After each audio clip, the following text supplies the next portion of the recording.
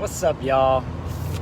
I am just driving from a deal. I did a 12 Pro Max Verizon 128 gig used for $800, and that will sell to a direct buyer for $900. As far as I'm concerned, in my local area, that's the best deal. I don't really resell a lot of the Pro Maxes unless someone's specifically asking me for it. Whenever a phone is newer, in general, I just usually sell it to a direct buyer instead of selling it used. Now, one of the most common requests and one of the most common things that I run across is people trying to start doing some of this stuff without any money whatsoever, and we're talking like no money at all. And so if you're gonna have no money, you have to have something to compensate for that. And what's gonna compensate for that really, really well is creativity. And you've got to get creative in order to figure out these deals, because I covered how if something's free, if something's offered as free, it's going to be a dogfight to get it. And a lot of times, especially in bigger areas, you're not going to even get that. When I lived in San Diego, I couldn't even get free boxes because I would show up 20 minutes later to get free boxes to move, and they have already been gotten by somebody, right? So if your area is like that, you're just not going to get anything for free. So if somebody offers something that's actually valuable, you're going to have to give them some money. You're going to have to offer them something, 20 bucks, 30 bucks, $50. And if you have literally nothing, that's off the table for you also. You can't even do free deals. And so in my course, I cover some ways to make money without making money. And that's, the free deals is one of them. You know, sometimes you can get legit free deals that way. Some people go onto their little neighborhood app, whatever that's called, and they get deals that way. One other way to do it is foraging. So the main concept is paying attention to the grow seasons around you and searching in a wide radius on Facebook Marketplace for whatever's in season. So let's say a few months back, or maybe about a month back, it was blackberries, and last year I'd done this to where there was a guy that would pick them for, I think it was $10 or $12 per gallon, which is about 4.4 pounds, or I think it's 4 or 5 pounds, I can't remember. Anyway, it's cheap as hell. Like in the store, that would be about $80. And local where I live, I can get $25 a gallon, no problem. And so I drove out to the country and I bought 10 gallons of that or something like that. And I resold them. That was because I didn't want to pick 10 gallons. But then I also messed around and picked them as well, which is free. You just put them in a Ziploc bag. I guess, like, you got to be able to afford a Ziploc bag. So if you have Ziploc bags or any sort of bag, you fill up a bag. It takes about 30 minutes to get a gallon, and you sell this for $25. That is like, you've got to get scrappy as hell to do something like that. But I enjoy it. I like blackberries, and I like unlimited blackberries, so I did that. 50 bucks an hour is not a terrible return on your money, no matter who you are. The other way to make money with literally no money is to sell stuff for people. So you could do that. You can do that a number of different ways. One way, I guess, would require money. The other way wouldn't.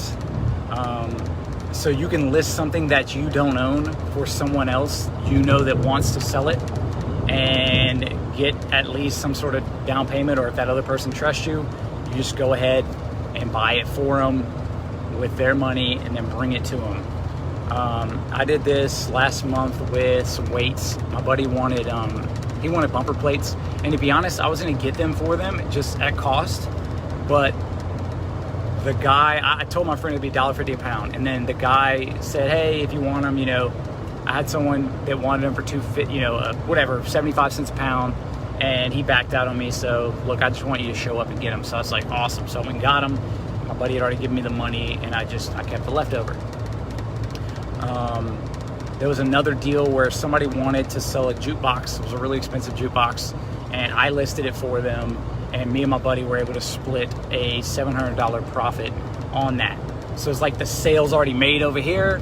All you do is just go and get the item and bring it to them. So you either borrow that money, you get a buddy to spot you the money, you split the deal with him, whatever it is. My buddy did the deal. I found the buyer.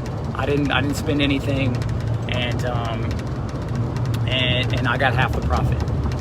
One other way you can do this is if you see something listed where you know it's a really good deal, let's say on Craigslist or OfferUp, you can take that same item, you can list it on Facebook Marketplace for a little bit more, and you get a really good response over here, and then you go ahead and get the item and bring it to them, and you make a little something in between. So a lot of these things I'm realizing as I'm saying, they might take a little bit of money, but it's like, I don't know, you got to get investors maybe, right? You got to get people that'll say like, hey, spot me, $50, I've got this deal. It's like slam dunk. I'm gonna go here, give this person $50, and this other person's gonna give me $100 over here. So you got to work out ways to create these deals. And then the one that could work really, really well is you just say like, hey, do you want me to list this for you? And so I've listed phones for people, and I don't charge them a lot because they're my buddies, but I'll charge them, let's say, $30 to go ahead and list the phone for them and sell it. It takes me all of 10 minutes to do it. It's not like it's my full-time income, and it allows me to help a friend and perform a basic, very basic, easy service to perform. So, guys, you need money in the end. You do need money. You need some, and you just need a little bit of creativity to get that dang money. One last example, and I just came across this week, is I know a guy that became a millionaire buying broken electronics and just selling the motherboards on eBay. And I think by the time he got really big, he had a direct buyer, so he'd pick them up from places around town, and then he'd just ship them off to someone else.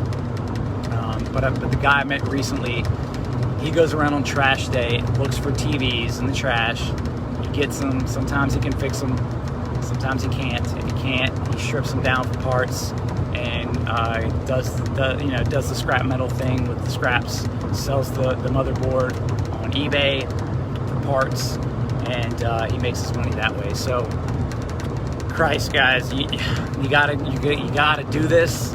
If you want to make some money, you're gonna have to get creative. You're gonna have to get uncomfortable. You want to wake up every single day and have an all-out assault on life itself. And that's going to require you to just research things, look up things in free groups, look what people are giving away, who needs something listed. Like, you want to figure out who can you add value to in their life so you can make your money and get on to the next step in your life. You cannot sit in a state of having no money whatsoever. That is just completely unhealthy and completely unnecessary. And I would just hope that either I can inspire you through this video to not do that with your life, or give you some ideas that will allow you to change that layout for you. So take care, guys.